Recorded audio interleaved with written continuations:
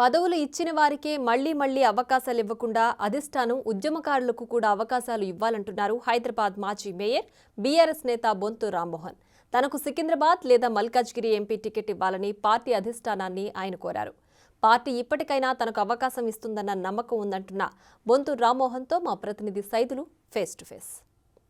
రాష్ట్రం ఏర్పడిన తర్వాత హైదరాబాద్ నగరానికి తొలి మేయర్గా ఉన్నటువంటి బొంతు రామ్మోహన్ బీఆర్ఎస్ పార్టీ కార్యక్రమాలకు కొంత దూరంగా ఉంటున్నట్టు కూడా మనకు సమాచారం ఉంటుంది.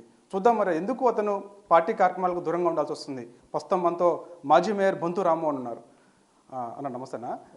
మీరు కొంత బీఆర్ఎస్ పార్టీ కార్యక్రమాలకు అదేవిధంగా టికెట్ ఆశించి అసంతృప్తిగా ఉన్నట్టు కూడా మాకు కొన్ని వార్తలు వస్తున్నాయి. అసలు నిజంగా మీరు పార్టీ కార్యక్రమాలకు దూరంగా ఉన్నారా? మనం అలిగింది లేదు, అలక చెందాల్సిన అవసరం లేదు.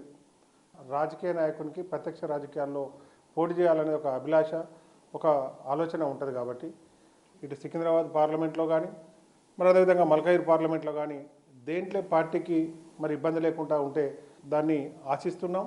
అధిష్టానం మరి అవకాశం ఇస్తుందనే పూర్తి విశ్వాసంతో ఉన్నాం. పార్టీ టికెట్ ఇవ్వకపోతే పార్టీ మారుతారా అదేంటే పార్టీ మారాల్సిన సందర్భం లేదు, అవసరం కూడా లేదు. మరి ఇలా ఇచ్చిన వ్యక్తులకే, ఇచ్చిన కుటుంబాలకే కాకుండా ఇంకా మిగిలిన అవకాశాలు రాని వారికి, ఉద్యమకారులకు, మొదటి నుంచి ఉన్న వాళ్ళకు డెఫినెట్గా ఇచ్చి దాన్ని సంతృప్తి చెందే విధంగా ఉద్యమకారులు, పార్టీ నాయకులు, మొదటి నుంచి ఉన్న వాళ్ళు ఎవరికి కూడా మనస్తాపానికి గురి కాకుండా చేస్తారని పార్టీ అధిష్టానం మీద నాకు విశ్వాసం ఉంది. వాస్తవంగా మీరు ఇప్పుడు అంటున్నారు విజ్ఞప్తి చేశామని, సికింద్రాబాద్ లేదా మల్కాజ్గిరి నుంచి పోటీ చేస్తామని చెప్పేసి. అంటే కేటీఆర్, హరీష్ రావుకి ఇద్దరికి విజ్ఞప్తి చేశామంటారు. ఏమని స్పందన వచ్చింది వాళ్ళ నుంచి మీకు? డెఫినెట్గా అంటే దాన్ని సర్వేలు కానీ పరిశీలనలో కానీ మరి వాళ్ళ దాన్ని ఏ రకంగా అకామిడేట్ చేయాలన్న దాంట్లో పరిశీలిస్తున్నారని నేను అనుకుంటున్నా.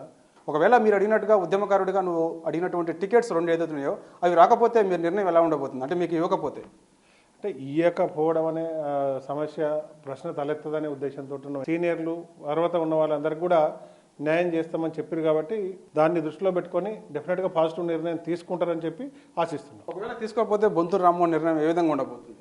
అంటే దాన్ని నెగిటివ్గా ఆలోచించాల్సిన అవసరం, తీసుకోకుండా న్యాయం చేయకుండా ఉంటారు. ఎందుకంటే కేసీఆర్ గారి మీద, పార్టీ మీద ఇప్పటికీ పూర్తి విశ్వాసంతో ఉన్నాం. ఇప్పటికే కొన్ని వార్తలు వస్తున్నాయి, బొంతు రామ్మోహన్ కాంగ్రెస్ వైపు లేదా బీజేపీ చూస్తున్నారని చెప్పేసి. అంటే నిజంగా మీరు టికెట్ రాకపోతే ఆ 2 పార్టీల వైపు చూస్తున్నట్టు అనుకోవచ్చా?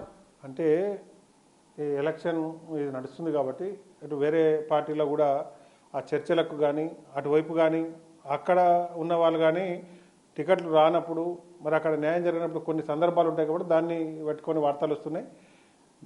వేరే టికెట్ రాకపోతే వేరే పార్టీలో చేరాలనే ఆలోచన కానీ నిర్ణయం కానీ ఇంకా మేము అలాంటి సందర్భంగా రాలేదు. ఇప్పటికీ బీఆర్ఎస్ పార్టీ మీద, అధిష్టానం మీదనే పూర్తి విశ్వాసంతో వేచి చూస్తున్నాం. ఓకే, చూస్తున్నాం కదా. ఖచ్చితంగా అంటే ఒక ఉద్యమ నాయకుడిగా మొదటి నుంచి కూడా బీఆర్ఎస్ పార్టీలో ఉంటూ తను చేసినటువంటి ఉద్యమంలో కానీ మొదటి నుంచి పార్టీ అధికారం లేనప్పుడు కూడా పార్టీని అధికారం తీసుకొచ్చేందుకు విద్యార్థి నాయకుడిగా ఎంతో కృషి చేసిన వ్యక్తి. సో ఇప్పుడు ఖచ్చితంగా అంటే ఒక కుటుంబంలో ఉన్న వ్యక్తులకి టికెట్లు కాకుండా ఇప్పుడు మమ్మల్ని గుర్తిస్తే చాలా బాగుంటుందని చెప్పేసి కూడా అభిప్రాయపడుతున్నారు. పార్టీని మాత్రం ఎట్టి పరిస్థితుల్లో వీడేది లేదు, కానీ కాకపోతే నేను ఖచ్చితంగా సికింద్రాబాద్ లేదా మల్కాజ్గిరి టికెట్ ఆశిస్తున్నాను. సో ఈరోజు నేను అటు హరీష్ రావు, కేటీఆర్ కూడా విజ్ఞప్తి చేశాను. ఖచ్చితంగా పార్టీ నుంచి మంచి నిర్ణయం వస్తుందని చెప్పేసి ఎదురు చూస్తున్నానని చెప్పేసి కూడా బొంతు రామ్మోహన్ చెప్తున్నారు. వీడియో జర్నలిస్టు శంకర్తో సైదుల్ బిగ్ టీవీ, హైదరాబాద్.